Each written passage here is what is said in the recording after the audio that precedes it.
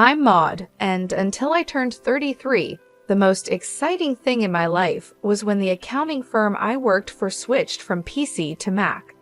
Not exactly thrilling, right? But then everything changed at a friend's birthday party. That night, I stood in the corner of a cramped living room, holding a soda and feeling uncomfortable in my too-tight dress. The music was loud, way too loud for talking, but perfect for him, Charles.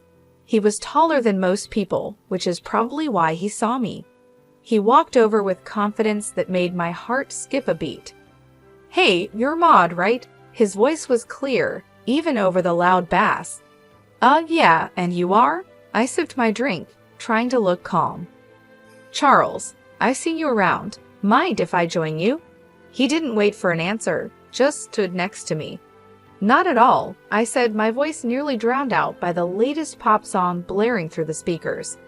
"So Maud, what brings you here tonight?" he asked, leaning in. His tone was casual, but his eyes were intense. "Just here to celebrate Jessica's birthday. You know her long?" "Yeah, went to college with her. She keeps inviting me to these things. Can't say no, can I?" We laughed, and it felt natural, easy. "I get it. I work with her. She's kind of hard to say no to." "An accountant, right?" She mentioned it. He nodded like he already knew. "That's right. Numbers are my game," I joked, even though I usually found nothing funny about spreadsheets. "Sounds thrilling," he grinned, and I couldn't tell if he was teasing me or not. "Oh, absolutely. It's all wild parties and high stakes in the accounting world." We laughed again, and I felt at the ease of talking to someone genuinely interested in what I had to say. It was new, exciting, and a bit scary. "You want to grab some air?" he suggested, nodding towards the backyard. I nodded, grateful to escape the noise. Outside, the cool air was a relief. "So, what's a guy like you doing in a place like this?" I asked, trying to sound more confident than I felt. "Just looking for a good time, I guess, and maybe someone cool to hang out with," he said with a smile that made his eyes crinkle at the corners. We talked about everything and nothing: movies, books we liked, how he was into graphic design, but stuck in a corporate job he didn't love. It felt like we'd known each other for years. As the night wound down, he pulled out his phone. "Can I get your number? I'd really like to see you again, Maud." I hesitated, not used to this kind of attention, but something about him felt right. "Sure," I said, typing my number into his phone. He smiled, his whole face lighting up. "Great, I'll call you. We should go out, just the two of us." "Sounds good." I managed my stomach doing flips. I watched him go, a part of me still in disbelief that this was my life now. Maybe turning 33 wasn't so bad after all. Maybe it was just the start of something truly great. The days after Charles' call felt like a blur. Before I knew it, I was getting ready for our first date. My nerves were all over the place since I didn't have much experience in this area. I chose a simple blue dress, nothing fancy, but hoped it would do the trick.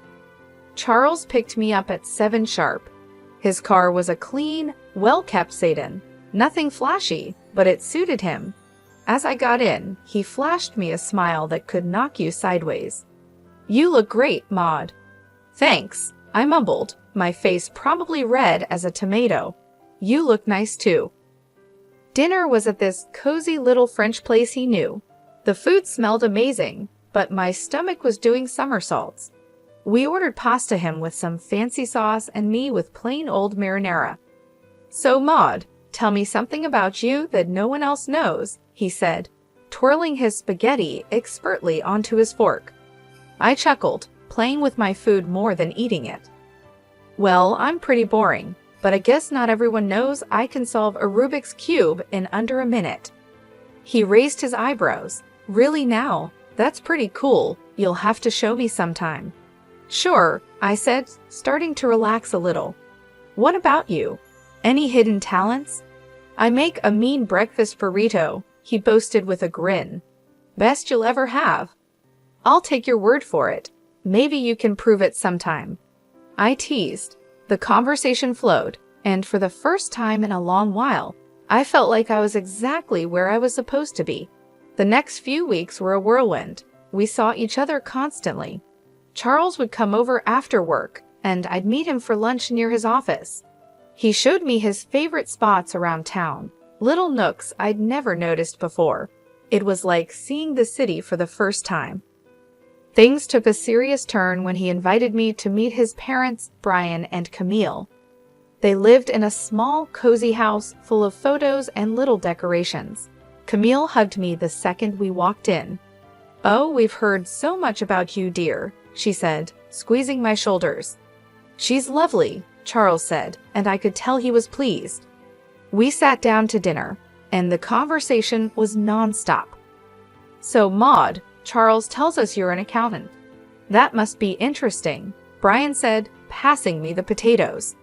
"It has its moments," I replied. "Mostly just numbers, but I like the order of it." "And how's your family?" Camille asked, genuinely interested. "They're good, thanks. My dad's a businessman, always busy, but he's been really supportive of me. It was all happening fast, but it felt right. It was as if everything in my life had been leading up to this meeting. Charles feeling like someone finally saw me for who I was, not just some plain Jane accountant." One evening, a few months into our whirlwind romance, we were walking along the riverbank. The city lights reflected off the water, and it was pretty in a postcard kind of way. "Maud, I've been thinking," he started, stopping and facing me. "Yeah?" I asked, my heart starting to race. "I don't want to wait any longer. I know this is fast, but will you marry me?" Just like that, my world changed. No hesitation, no doubt, just a simple, "Yes, Charles, I'll marry you." The whirlwind didn't stop there. Soon after, I introduced Charles to my father. He took to Charles immediately, appreciating his straightforward manner and obvious affection for me. "He's a good man, Maud," Dad said, giving his approval, which meant the world to me. So we got married. It was a modest wedding, nothing too extravagant, but it was perfect for us. I even found myself loving the way I looked in my wedding dress, something I'd never imagined. Smiling wide, I posted photos on my social media, sharing my joy with friends and family. After the wedding, life didn't slow down, it picked up pace. Charles and I barely had time to savor our newly bliss before he suggested something big.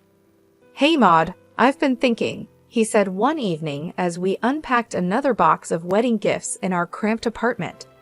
"How about we move in with my folks?" I paused, holding a coffee mug in my hand. "Live with your parents?" He nodded, looking serious. "Yeah, they're not getting any younger, and I'd feel better if we were around to help out. Plus, it would save us some money on rent." It made sense, but moving in with the in-laws, that was sitcom territory. "Are you sure they'd want us there all the time?" "Absolutely," he assured me.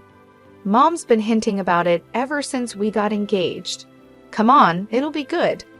3 weeks later, there we were, pulling up to his parents' house with our lives packed into a bunch of boxes. Charles's mom, Camille, was waving from the porch before we even got out of the car. "Oh, Maud, we're so thrilled to have you both here," she exclaimed, pulling me into a hug that was a bit too tight. Brian, Charles's dad, clapped him on the back. "Welcome home, son, and you too, Maud." The house was cozy, stuffed with furniture that looked like it belonged in a museum of the 1973s. I tried to keep a smile on my face, but I was already missing our little apartment. Charles sensed my hesitation. "It's going to be great, you'll see," he whispered as we carried boxes inside. The first few days were an adjustment. Camille was constantly hovering, always popping into our room to ask if we needed anything. "Just making sure you're comfortable," she'd chirp, while I tried not to cringe at the invasion of privacy. One evening, we all sat down for dinner, Charles, me, Brian, and Camille. The conversation was painfully mundane until Charles dropped another bomb. "So the house needs some major repairs," he announced casually between bites of meatloaf. I choked on my mashed potatoes. "Repairs?" Yeah, the roof's a mess, and the plumbing's from the dark ages, he said. Brian nodded solemnly. We were thinking, Charles continued, avoiding my gaze, that maybe we could all chip in for the costs. I glanced at Camille, who was suddenly very interested in her plate. All of us. Well, I just got this pay cut at work, Charles muttered, so I'm a bit strapped at the moment. There it was. I felt a knot form in my stomach. I'll see what I can do, I managed to say, even though I wanted to say much more. Camille perked up, tears welling in her eyes. Oh, Maud, that would be so helpful. You're such an angel. The next few weeks were a blur of contractors and repairs. I wrote checks and smiled through gritted teeth as Camille gushed about how wonderful the house was looking. Brian slapped me on the back.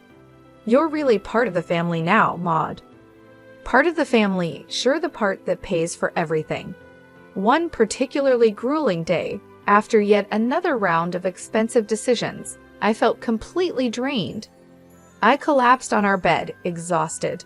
Charles came in and sat beside me. Thanks for handling all this, Maud, he said, sounding almost sincere. It's fine, I lied, staring at the ceiling.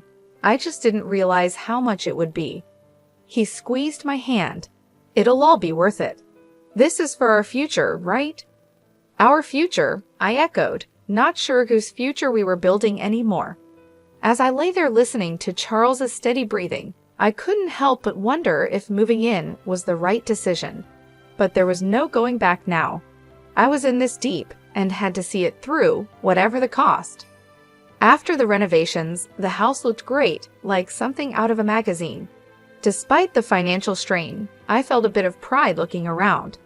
We decided to throw a small dinner party to celebrate, just the four of us. That's when everything took an unexpected turn. We were in the middle of dinner, laughing and sharing stories, when Camille suddenly got quiet. The room felt heavy all of a sudden. She looked at Brian, then at us, and her eyes were teary. We need to tell you both something important, she said, her voice shaky.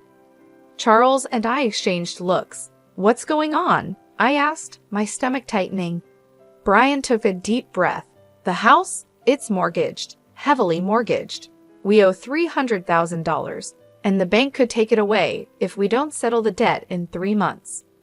My fork clattered to my plate. What? You mean all the repairs we just paid for? Camille started sobbing. We were ashamed and thought we could manage it, but after the repairs and everything, there's just no way. I felt like I was in a bad dream. All the money, all the effort, and it was for a house that wasn't even secure. So, what are you saying now? My voice was sharper than I intended. Well, Charles started, his eyes avoiding mine. I was hoping maybe, Maud, you could talk to your father. Are you serious? I snapped, my voice rising. Ask my dad for $300,000? It's just, after his help, the house would be secure for us, for our future, Charles pleaded. Camille's sobbing grew louder, making me feel like the villain in this crazy drama. Please, Maud, it's our home. We've spent decades in this house. I was furious, but the tears and the pleading wore me down. I'll think about it, I finally muttered, feeling trapped. The next day, I called my dad, hesitantly explaining the situation. To my surprise, he agreed to help, but on one condition. I'll give the money, Maud, but only with a formal agreement, a receipt. I want everything documented. When I told Charles about my dad's condition, he wasn't happy. Why does it have to be so formal? Can't he just trust us? It's $300,000, Charles. It's a lot of money, and he's just being cautious, I argued, feeling the distance between us grow. He'll get his paperwork, Charles muttered, clearly annoyed. The paperwork was drawn up, and the money was transferred. Camille and Brian were relieved, constantly thanking me, but the air between Charles and me had changed. There was a coldness that wasn't there before. Just when I thought my life couldn't get any darker, tragedy struck suddenly. Maud, it's your Kayla, it signs. Her voice came through the line shaky and choked.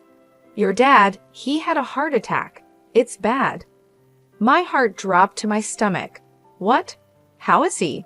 "He didn't make it. Honey, I'm so sorry." The phone nearly slipped from my hand. "No, that can't be right," I mumbled, numb. I hung up and turned to find Charles standing in the doorway. "What's wrong?" he asked, his voice low. "My dad, he's gone," I managed to say before everything inside me broke and I started sobbing. Charles came over and put his arm around me, but it felt like being hugged by a stranger. "I'm sorry, Maud," he said, and it sounded sincere, but I was too lost in my grief to really hear him. Exhausted from another long day of funeral planning and dealing with the agency, I came home earlier than usual.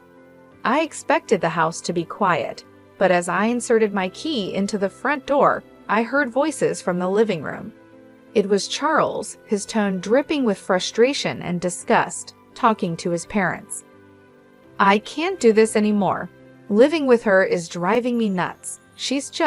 It's too much," Charles complained.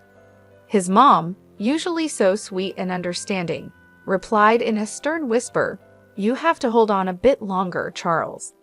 We need to figure out what to do with those receipts your father-in-law had. Maud has them now. The sooner I get out, the better. I'll grab those receipts and destroy them, and then I'll start all over again with that rich beauty I told you about." Charles's voice was cold and calculated. I felt a chill run down my spine. Here I was mourning my father, while the people I thought I could trust were plotting behind my back.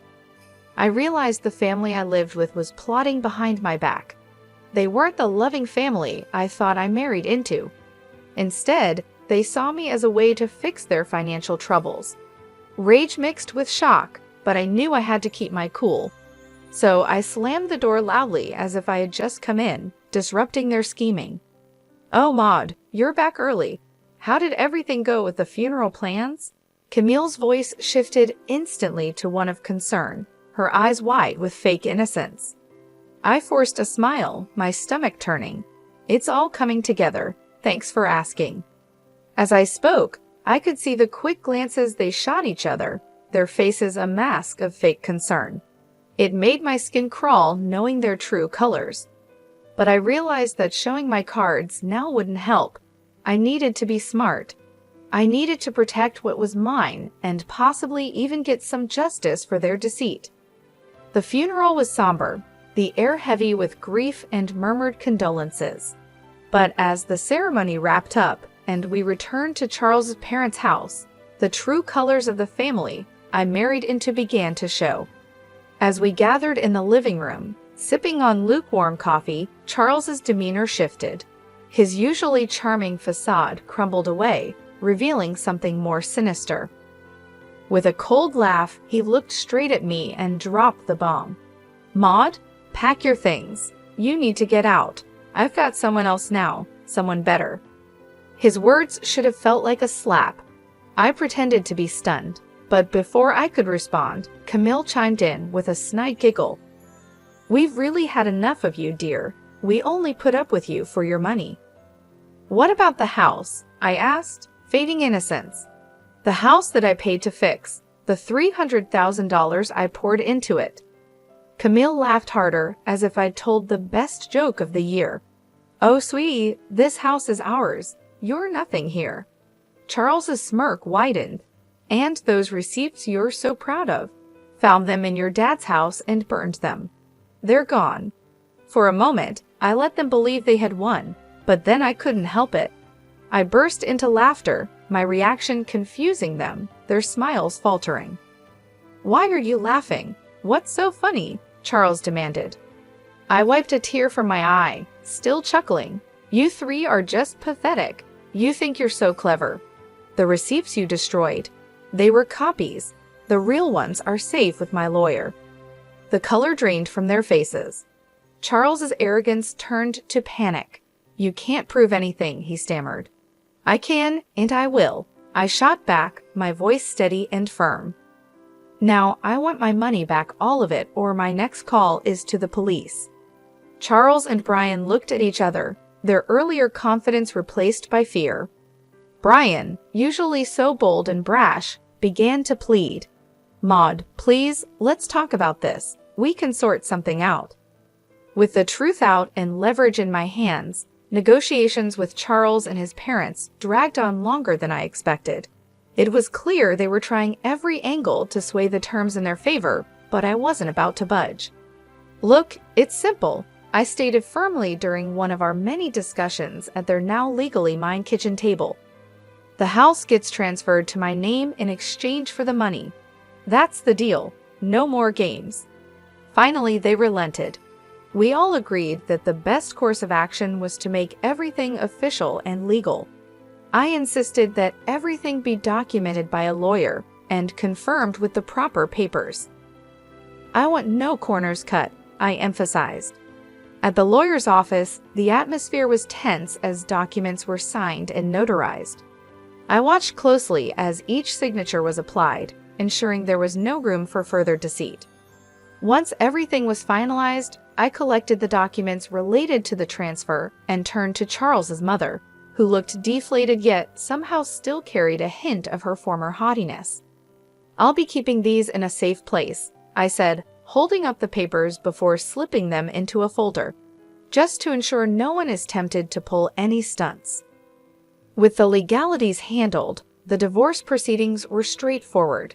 Charles was quiet, his earlier arrogance nowhere to be seen. When the final papers were signed, I felt a weight lift off my shoulders. A chapter closed. On the day they moved out, I stood on the porch of my now fully owned house and watched Charles, his mom, and Dad carry their belongings to a rental van. Their movements were slow, the mood somber. I couldn't help but feel a mix of satisfaction and sorrow. This wasn't how I imagined my marriage ending, but under the circumstances, it was the best possible outcome. After everything settled down, and I began to enjoy my newfound peace, word got back to me through friends about Charles and his situation.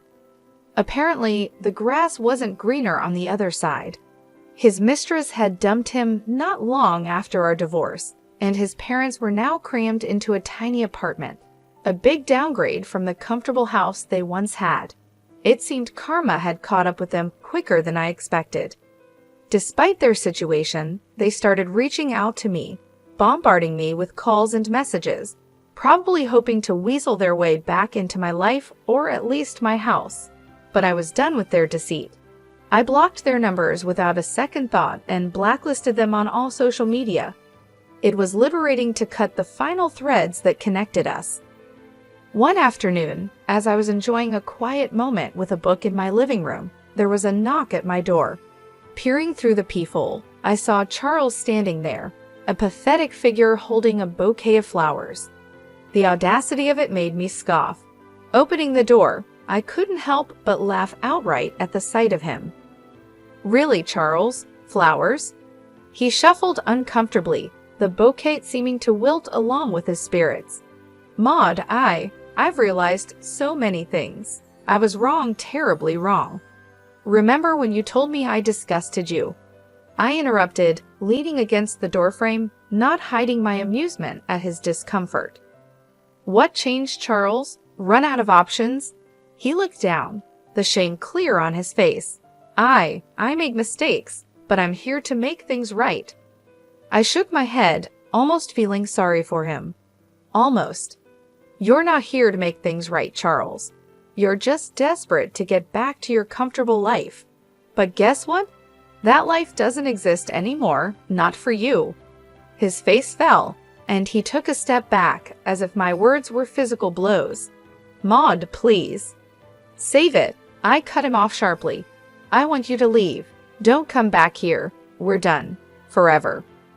Charles stood there for a second longer, his hope visibly crumbling. Then, without another word, he turned and walked away, his shoulders hunched in defeat. I returned to my book, feeling a sense of finality and relief.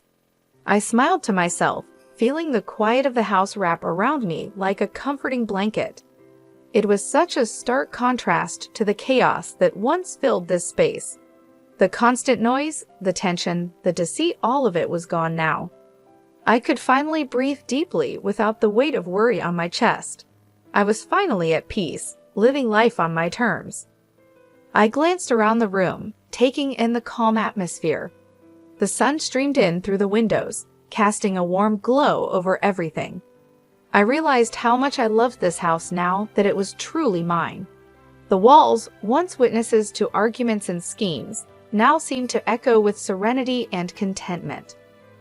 I thought back to the days of turmoil and manipulation, remembering how trapped I felt. Charles and his family had taken so much from me, both emotionally and financially. But now, they were out of my life for good. No bouquet of flowers or sweet talk could change that. Their attempts to manipulate me were over. As I sipped my tea and returned to my book, I felt a sense of triumph. I had faced betrayal and heartbreak, but I had come out stronger on the other side. I had taken control of my life and my future. The peace I felt now was well-earned and deeply cherished. I was truly finally free. Free from lies, free from deceit, and free to live my life as I chose. The future stretched out before me, full of possibilities and opportunities. I smiled again, knowing that whatever came next, I was ready for it.